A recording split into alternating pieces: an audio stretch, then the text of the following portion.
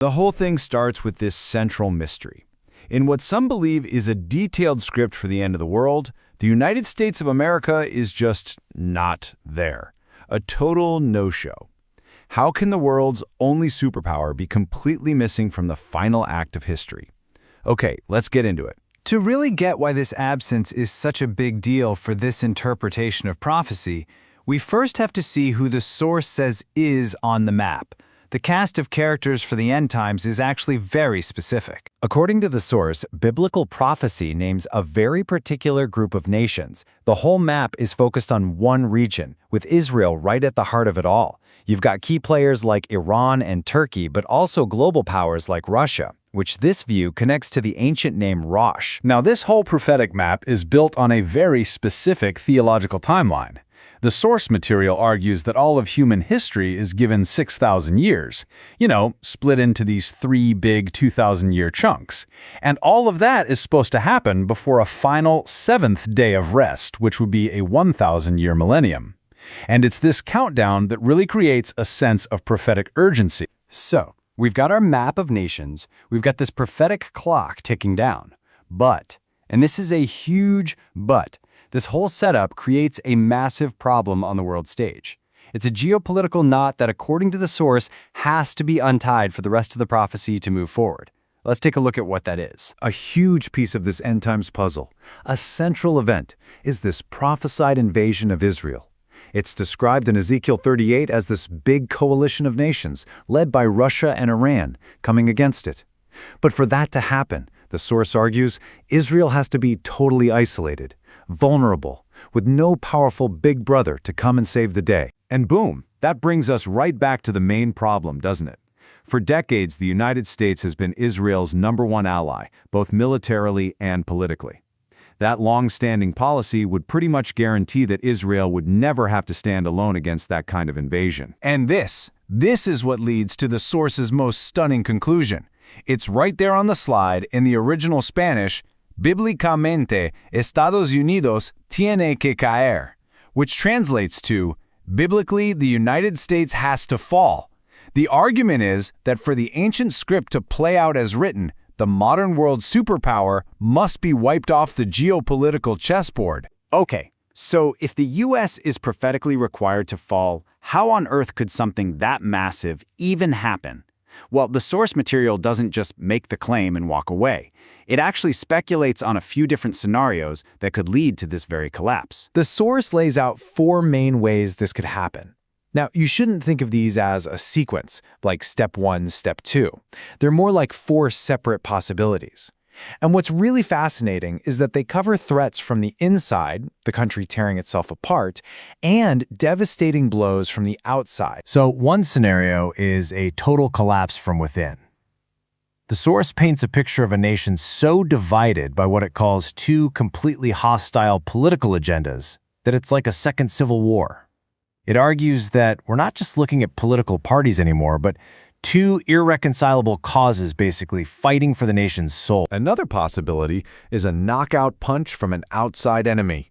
The source points to several nations, Russia, China, North Korea, as being able to deliver a blow, whether it's nuclear, a massive terrorist attack, or even economic warfare that would be so crippling it would just neutralize the US as a global power. And then there's this last scenario, which is purely theological.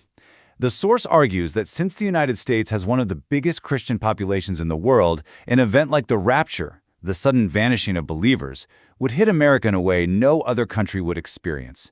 Imagine millions of citizens gone in an instant. Leaders in government, industry, the military, just gone. The chaos would be absolute, leading to an immediate, total collapse. So according to this interpretation, the fall of the United States isn't the end of the story, not even close. It's actually the opposite. It's the critical event that raises the curtain. It's the one thing that has to happen to set the stage for the final act of the whole prophetic drama. And that's the key right there. The removal of this superpower protector basically gives the green light to that whole coalition of nations we saw on the map earlier. With the US out of the picture, there's nothing to stop Russia, Iran, and Turkey from finally launching their invasion against an Israel that's now standing all alone. You can really see the kind of domino effect the source is talking about. America's fall isn't just about one nation's fate. It's the trigger for a complete reshuffling of global power. A new European empire rises. A new global economic hub gets built in Babylon, in what is now modern-day Iraq. And all of these, the source says, are pieces described in prophecy. So, when you boil it all down, the entire argument hangs on this one simple but massive idea. You have to clear the current players off the board to make room for the ancient prophesied ones.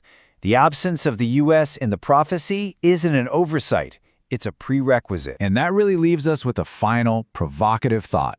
No matter what you believe, this whole explainer just highlights this incredible phenomenon, where ancient sacred texts are used as a framework, as a lens, to understand, and for some, to predict, the chaotic flow of our world today. It turns today's headlines into just another chapter in a story written thousands of years ago. Is the United States mentioned anywhere in biblical prophecy? And our exploration today, it's based on some recent analyses from Dr. Armando L. Dusan. He really digs into scripture, historical timelines, current events. Okay. And he explores the potential role, or maybe more significantly, the lack of a role for the U.S. in, these end-time predictions. So our mission here is to unpack Dr. Aldusin's insights for you. We'll be looking at the specific biblical passages he uses, the historical events he references, and really asking, why might such a dominant nation like the U.S. seem to be absent from these ancient prophetic texts? Expect some surprising facts, maybe some new ways to connect the dots. Absolutely. And to really get into this, it helps to think about how we engage with knowledge. Like, remember bringing your geography book to class? Yeah, vaguely. Well, the source emphasizes that just hearing isn't really enough. True understanding, whether it's history or the Bible, it often comes from, handling the book yourself, getting hands-on. That makes sense. Especially now, right? There's so much information thrown at us. Moving beyond just passively consuming it, actually grappling with it, seems vital. It really is. And that active engagement with a text like the Bible becomes crucial. So it's not just about reading, but understanding how to read it. Exactly. With the Bible, the source stresses learning how to navigate it. Finding specific passages, knowing your Amos from your Proverbs, or, not mixing up Genesis with the Gospels. Right, there are very different parts of the text. Very different. And the idea presented is that the Bible is full of hidden secrets and precious stones, things God wants to reveal, but maybe selectively. Selectively? How so? Well, the source uses the image of the Apostle John resting on Jesus' chest at the Last Supper. It's presented as symbolizing a closer, more intimate relationship that allows for deeper understanding. Interesting. So it connects to the idea of relationship over ritual. Precisely. From Dr. Aldusin's perspective, Christianity isn't just, say, a Sunday thing or simply a religion in the formal sense. It's framed as daily, personal relationship with Christ. Like needing constant communication. Kind of like the communication needed for a healthy marriage, yes. Yeah. That consistent, ongoing connection is key. Okay, so this idea of an intimate relationship, it's interesting on its own, but it also leads us to something bigger, doesn't it? The concept of time itself. It does. The source argues that God operates on what it calls a precise cosmic chronology. He declares himself the first and the last. And this chronology, this plan, it was even hidden from adversaries. That's a really compelling point in the analysis. According to 1 Corinthians chapter 2, the idea is that even Satan didn't fully grasp God's secret plan about Jesus' death and resurrection. Really? The thinking is, if these satanic principalities had known the crucifixion would actually lead to their public defeat, as Colossians 2.12 suggests they never would have pushed for it. Wow. That's a profound interpretation, that God's plan was so hidden. And this plan includes a specific timeline for human history. Yes, a very specific timeline. The source takes the biblical pattern 6 days of work, 1 day of rest, and applies it metaphorically. The verse, 1 day is as 1,000 years to God. Right, Peter says that. Exactly. So using that framework, the source suggests human history, from Adam until Christ's second coming, is prophesied to span 6,000 years. 6,000 years. And then? Then follows a 1,000-year period, the millennium of rest. Okay, so how does Dr. Aldusin break down that 6,000 years for us? Can we see the structure? He lays it out pretty clearly. Yeah. Roughly 2,000 years from Adam to Abraham, then another 2,000 years from Abraham up to the time of the cross. Okay. And then the final 2,000 years, starting from Christ and leading up to, our days, completing that 6,000-year cycle. And this is where it gets maybe a bit complicated, but also fascinating, because the source brings in calendar differences. Yes, the calendar calculations are key. There's the difference between the Jewish lunar calendar, often calculated at 360 days, and our Gregorian solar calendar, 365 days plus, leap years. And Pope Gregory's change added those days. Right, adding about 5 extra days per year historically. But that's not all. What else? You have major historical events. The source points to the Romans destroying Jewish chronological texts, the Torah, Talmud, Mishnah, back in 70 A.D., and again in 135 A.D. And that caused a discrepancy. Apparently, yes. It led to an estimated difference of maybe 250 years in how the Jewish calendar reckons time compared to other systems. Wow, 250 years is significant. It is. And the source also mentions Archbishop Usher's famous calculation. He worked out about 4,000 years from Adam to Christ, based on the genealogies in Genesis. Right, I've heard of Usher. Though the source notes there's probably a margin of error there, maybe 25, 30 years. So with all these calculations, different calendars, lost history, what's the takeaway? The main point the source drives home is this. Despite all the complexities, all these different calculations, even with margins of error, they seem to consistently point towards us living very near the end of that 6,000-year prophetic period. Okay. So while nobody knows the exact day or hour. Exactly. No one knows the specifics, but the calculation suggests we are, quote, too close for comfort, perhaps. We're right at the edge of this predicted time frame. And as we think about where we are on this timeline, the source highlights specific contemporary signs. And one of the most powerful is that ancient parable of the fig tree. Yes, that's presented as a crucial prophetic indicator. Jesus is terrible in Matthew 24 and Luke 21. The fig tree is interpreted as representing Israel. Okay. And when its branches become tender and the leaves sprout, importantly, not fruit yet, just leaves, this signifies Israel's national rebirth. Which happened. Miraculously, the source emphasizes, on May 14th, 1948, after almost 2,000 years of the Jewish people being scattered. And the source points out something unique about that event. Yes, it highlights that Israel is apparently the only nation in all of recorded history to be reconstituted as a free, sovereign, independent state, literally in a single day. That's quite a claim, a historical singularity. Why is that single point in time, 1948, so vital prophetically, according to this view? Well, the argument is that Israel physically returning to its land was absolutely essential. It was a prerequisite for other key end-time prophecies to even be possible. Such as the predicted period of intense tribulation under this figure called the Antichrist, or the rebuilding of the Jewish temple in Jerusalem, which is prophesied, right? And also the sealing or marking of 144,000 Jewish individuals mentioned in Revelation chapter 7, seen as a divine protection thing. None of that could happen, theoretically, without Israel existing as a nation in that specific land again. Okay, that makes sense. And the parable also mentions the generation that sees this rebirth. It does. Jesus says the generation witnessing the fig tree sprout its leaves, interpreted as those born around or after 1946, often called baby boomers, though the source also uses millennials in this context. This generation will not pass away until all these things have happened. And how long is a biblical generation considered to be? The source cites references pointing to 80 or maybe even 90 years. So a long lifespan for that generation. Exactly. But the parable gets even more interesting in Luke's account. How so? Luke 21 adds a small but significant detail. Look at the fig tree, Jesus says, and all the trees. All the trees. What does that signify? The interpretation offered is that trees, in biblical symbolism, often represent nations or peoples. So the implication is that not only Israel the fig tree would revive, but that all the surrounding nations in the Middle East would also emerge as independent states around roughly the same time. Really? Can you give us some examples from the source? Which nations are we talking about? Sure. The source lists Lebanon and Syria, both becoming independent around 1920, then Turkey, Saudi Arabia in 1932, Iraq also 32, Jordan in 1946, just before Israel, and Egypt in 1952. Wow, that's quite a cluster right around the same period as Israel's rebirth. It is. The analysis points out that the modern Middle East, as we recognize it today, was largely shaped by, the aftermath of World War I, British and French involvement, and these nations popping up aligns with that time frame. And these specific regional events, the rebirth of Israel and its neighbors, they then connect to broader global signs mentioned in the Gospels. Yes, exactly. Matthew 24 talks about wars, rumors of wars, pestilences, famines, earthquakes.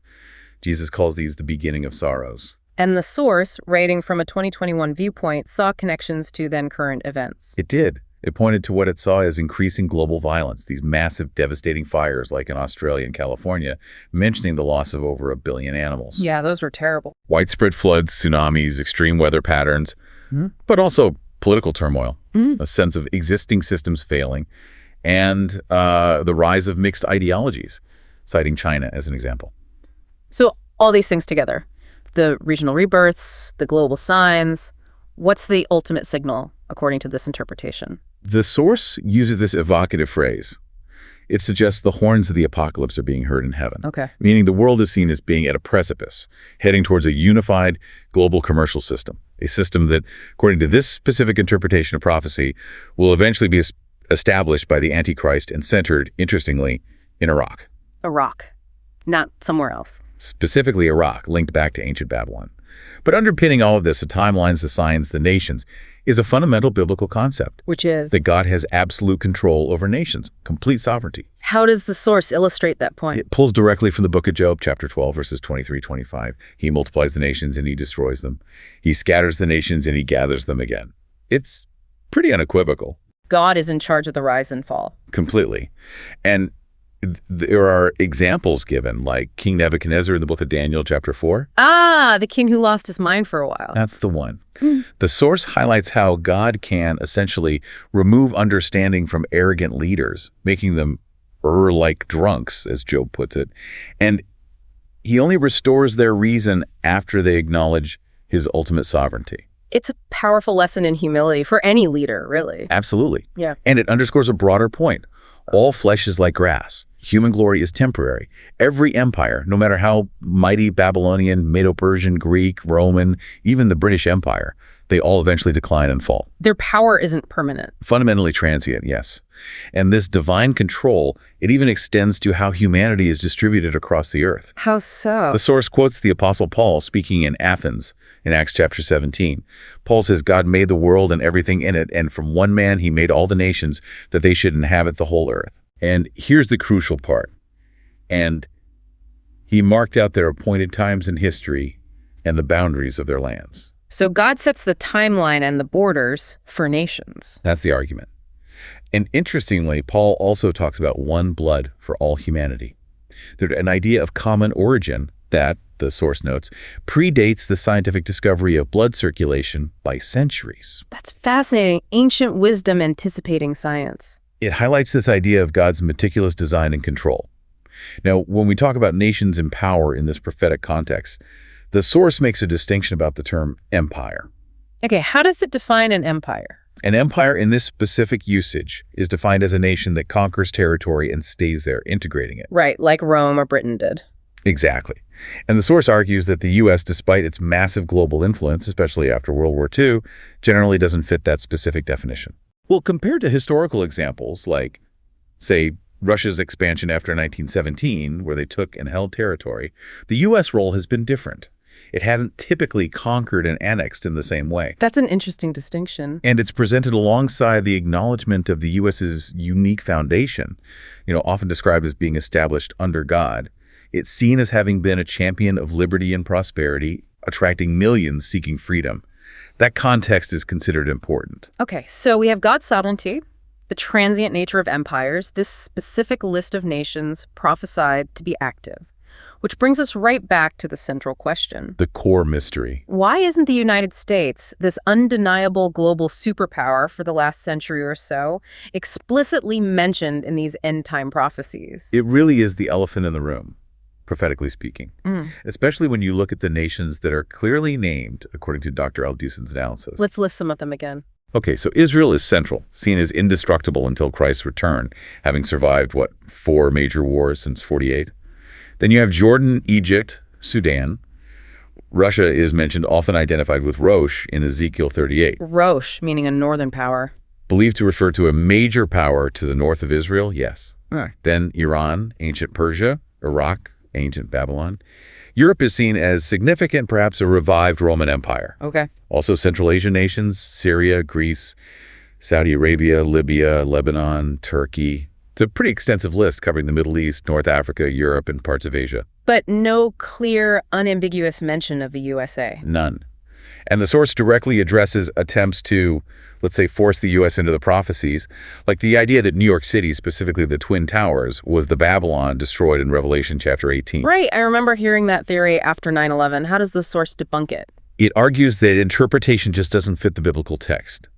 Revelation's Babylon is described as a literal city, rebuilt in modern Iraq, the historical location founded by Nimrod, who the source calls the first rebel. Okay, a specific location. Yes, and this prophesied Babylon is characterized by its persecution of Christians and prophets.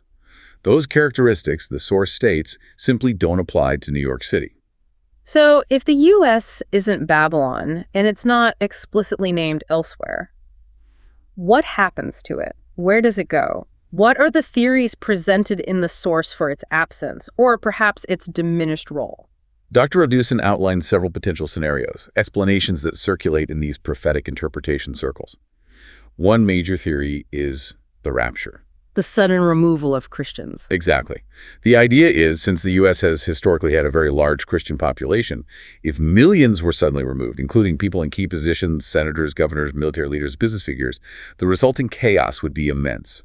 Political, economic collapse could follow. Okay, that's one possibility. What else? Another category is external attacks. The source mentions the possibility of devastating attacks, bombardment perhaps, by nations like Russia or Iran. Citing specific capabilities. Yes, referencing things like submarines off the coast, North Korean missile development, Iran's uranium enrichment program, things that were concerns around 2021 when the source material seems to originate. The idea is that such an attack could trigger a rapid collapse. A sudden catastrophic event. Right. Then there's a third theory, focusing more internally, internal decay. Okay. This points to a perceived moral, commercial, and spiritual decline, which the source suggests has been accelerating, particularly noting the decade leading up to 2021. This is linked to deep political division. Does it give specifics? It references the political climate around the 2020 election, framing it as a clash between what it describes as two antagonistic agendas. One side characterized in the source as socialist, pro-abortion, and anti-Christian, the other as anti-abortion and pro-Christian.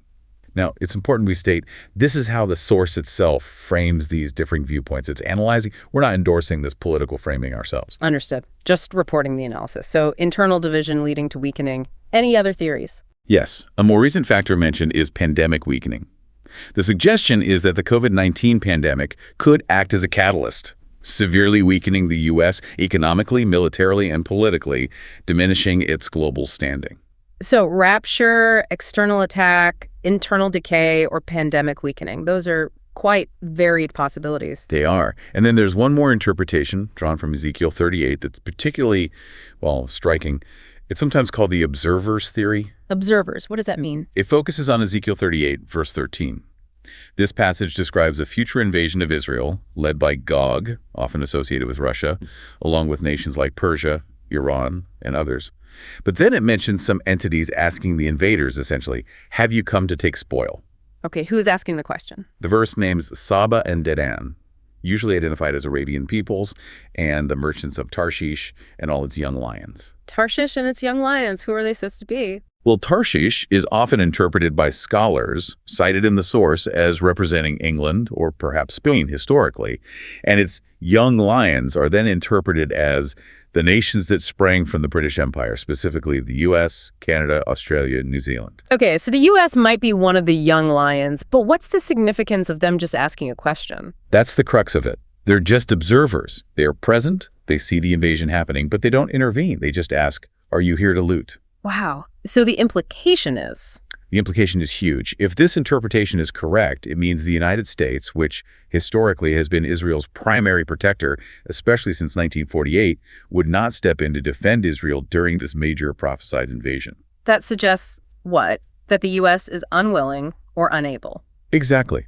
It strongly suggests that by the time this specific event unfolds, the U.S. has either fallen from its position of global supremacy, or it has been weakened drastically, or perhaps it has disappeared due to something like the rapture. It's no longer the power capable or willing to project force in that situation.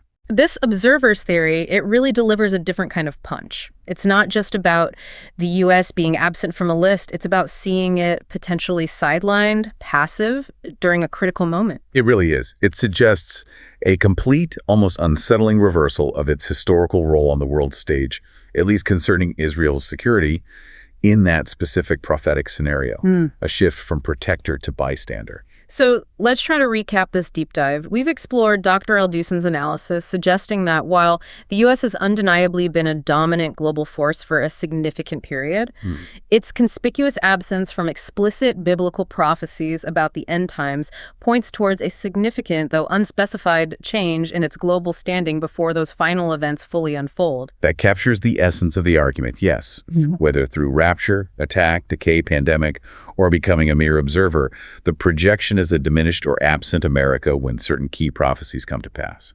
It certainly gives us a lot to think about regarding prophecy, history, and current events, and maybe it leaves us with a final thought, something to mull over. Given the, let's say, profound impact and the historical accuracy that proponents ascribe to these biblical prophecies, if we seriously consider the potential for such radical shifts in the world order, like the decline or disappearance of a superpower, what personal or even societal responsibilities might arise for us, for you listening right now,